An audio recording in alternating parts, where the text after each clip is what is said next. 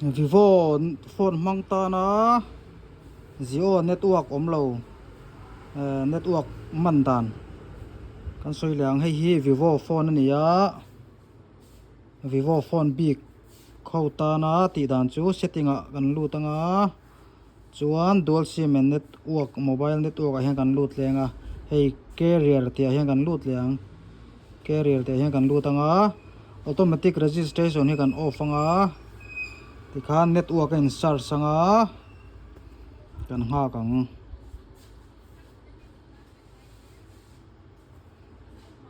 network in search chara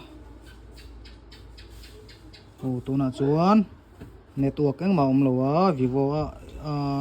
Jio manga tuna chuan he lai network sign om na khani ta network eng ma omlowa searching avathi ma ve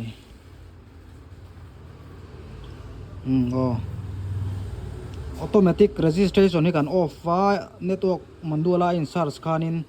ting hena ron langta in India Airtel 4G hi kan thangang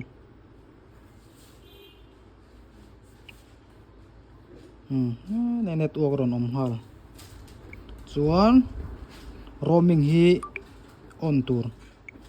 roaming kha lo on vek bok tur ani network om hal thot mai khong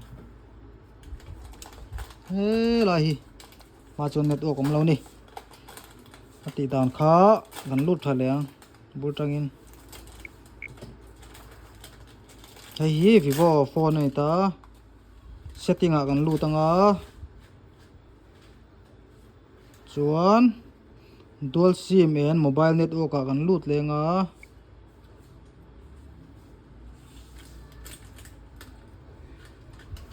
chuan hei